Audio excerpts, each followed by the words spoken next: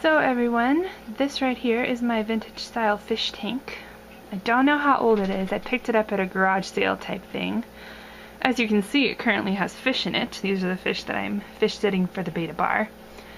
And if you look in the back there, I know it's kind of hard to see with the plants and the tea-colored water, but that is an internal air-powered corner filter. Kind of an old style type thing, which is why I chose to use it for this tank. But it's pretty customizable. It has different compartments, so you can put whatever you want in it. I'm running carbon, filter floss, and gravel currently.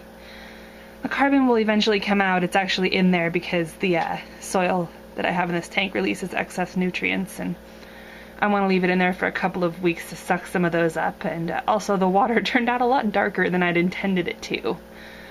But that should go away with carbon and a couple of water changes. And I'll give you a little view of the tank here. I've got all kinds of plants. I've got valves. I've got this red thing right here was a present from Peabody's, and we think it's a Ludwigia species. Not entirely sure exactly which one that might be. Jetta probably knows though. In the back there I have a Cyperus Helferi. I've got some Cardamine lyrata. Got all kinds of good stuff. Oh, these little plants right here are, I think, some kind of crypt. I'm not entirely sure which one. And I've got some red Nisea here, a Sagittarius of some kind, some more of that Ludwigia. There's the male beta. As you can see, he's a little bit camera shy.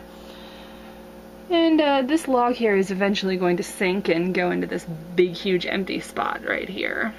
And I also have what I call a twisty sword. They're the Echinodorus angustifolia, and a Java fern that won't stay attached to anything. This is the tank that I made my own soil for. You can see a little bit of it there mixed in with some of the gravel. It's not a very thick layer because these fish are so large. When I'm conditioning for them for breeding, they're gonna produce plenty of waste to feed these plants, so I didn't feel the need to put a whole ton of soil in there. Here is the male again.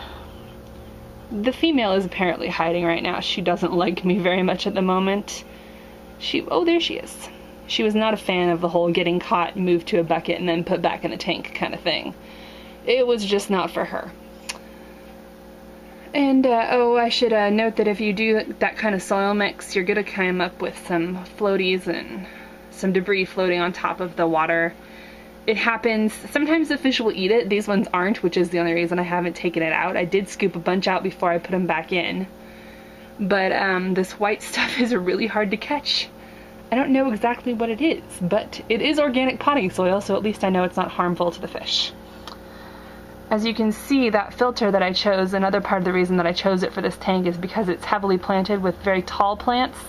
It's only a 10-gallon tank, and a lot of the plants will fold over and kind of spread across the surface, and it wasn't getting enough surface disturbance, with the regular sponge filter.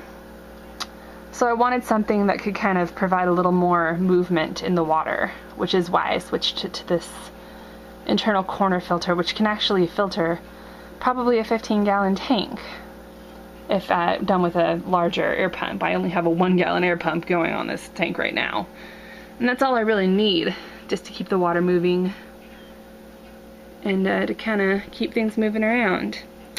The fish are doing this kind of weird, almost mating dance type thing recently, so it's part of the reason that they're being so shy and awkward. I've actually seen the male try to wrap the female 3 times, but she's not really having it. And, just so that we're all aware, this little terracotta pot right here is something that a Java fern that I purchased came in. I put it in there as a hiding place for them and then realized that they're actually too big to fit through it, but then I just kind of liked how it looked, so I left it in there.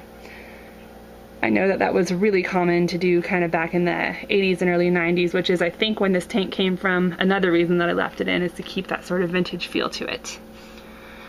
So, that is the old style tank. I apologize for the visibility of my Valley View pajama shirt. I did not feel like changing out of my clothes yet, so, you know. You can see me in the background. Yes, there I am. Valley View.